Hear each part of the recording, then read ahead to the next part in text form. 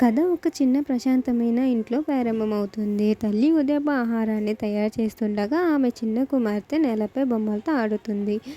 తల్లి మరియు కుమార్తె వీధి గుండా నడుస్తుండగా తల్లి చెట్లపై పక్షులను చూపిస్తూ అమ్ము చాలా ఉత్సాహంగా మా పక్షులు కూడా మాట్లాడతాయా?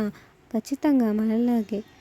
తర్వాత రోజు వారు సోఫాపై కూర్చొని ఉన్నారు. తల్లి బెడ్ టైమ్ స్టోరీ చెబుతుంది. అన్న ఆసక్తికరంగా వింటుంది. ఒక పెద్ద గర్జనతో కురుస్తున్న వర్షం వలన అమ్ము భయంతో అమ్మని కౌగిలించుకుంది. తల్లి అమ్ముని కౌగిలించుకొని ఓదారుస్తుంది. ఒకరోజు వారు పార్కుకి వెళతారు. బుడగల్ని పట్టుకుంటూ మా చూడని ఒకదాన్ని పట్టుకున్నా అనింది. తల్లి సంతోషంగా నువ్వు నా బుడగల్ని పట్టుకున్నావే అని అనింది. అమ్ము ఇప్పుడు కాలేజీకి వెళ్ళడానికి సిద్ధమవుతుంది.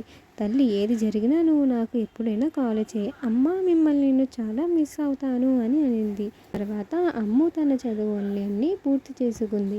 తర్వాత అమ్మ చెప్పిన అబ్బాయిని పెళ్లి చేసుకుంది. ఏళ్ల తర్వాత అమ్ము తన కుమార్తెతో కలిసి ఇంటికి వస్తుంది. వారు అందరూ కలిసి కూర్చొని కథలు పంచుకుంటూ నవ్వుకుంటూ ఉంటారు. ఇలాగే మనం అందరం కూడా ఉండాలని కోరుకుంటున్నాను.